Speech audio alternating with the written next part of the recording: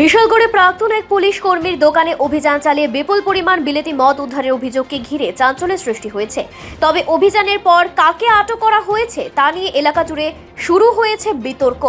সোমবার বিকেলে বিশালগড় ১ নম্বর গৌতমনগর এলাকায় প্রাক্তন পুলিশ সাব ইন্সপেক্টর প্রদীপ কুমার ঘোষের দোকানে অভিযান চালায় বিশালগড় থানার পুলিশ। অভিযোগ, ওই দোকান থেকে বিপুল পরিমাণ বিলেতি মদ উদ্ধার করা হয়। স্থানীয় সূত্রে দাবি, প্রথমে প্রদীপ কুমার ঘোষকে থানায় নিয়ে যাওয়া হলেও পরে তার পরিবর্তে ছেলে গোবিন্দ ঘোষকে আটক করা হয়।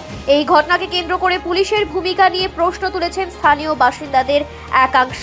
তাদের অভিযোগ, প্রাক্তন পুলিশ কর্মী হওয়ায় তাকে রক্ষা করার চেষ্টা হয়েছে। তবে এই অভিযোগের বিষয়ে বিশালগড় থানার পক্ষ থেকে এখনো পর্যন্ত কোনো আনুষ্ঠানিক প্রতিক্রিয়া পাওয়া যায়নি। পুলিশের বক্তব্য পাওয়া গেলে তা অবশ্যই প্রকাশ করা হবে। তদন্তের স্বার্থে প্রকৃত ঘটনা কি তা তদন্ত শেষেই স্পষ্ট হবে। হ্যাঁ, আমার নাম প্রদীপ কুমার ঘোষ। আপনি কি করেন? আমি পেনশন প্রার্থী। কি চাকরি করতেন? পুলিশের চাকরি।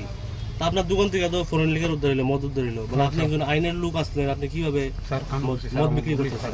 তাও একটা কোর্টের সামনে বইয়া? স্যার আমার পুলিশ স্যার। কবে আইছেন? কবে আইছেন রিটায়ারমেন্টে? আছি আর এক বছর। বাড়ি বাড়ি কোন জায়গাতে? বাড়ি ১ নম্বর গৌতমনগর। দোকানটা কার? দোকান আমার ছেলে। কি নাম আপনার ছেলের? গোবিন্দ ঘোষ। কি পাইছে আপনার দোকান থেকে? বিয়া। কতদিন ধরে বিক্রি করেন? এটা যে আমি স্যার জানি না স্যার, আমি দোকানে থাকি না, সত্যি করে চেষ্টা করি। আজকে পুলিশ কি পাইছে আপনার দোকানে? বিয়া পতলি পাইছে? এই তো দেখছেন পরে। আমি তো স্যার দোকানে থাকি না। আচ্ছা, কতদিন ধরে বিজনেস করতেছেন? আমি জানি না স্যার, আমি এই সত্য কথা দিয়ে আমাকে ক্ষমা করতে, আমি ঠিক জানি না স্যার। আপনাকে কি আছে কি করতেন? আমি পুলিশে। ত্রিপুরা পুলিশের? হ্যাঁ। রিপোর্ট সংবাদ প্রতীক্ষা।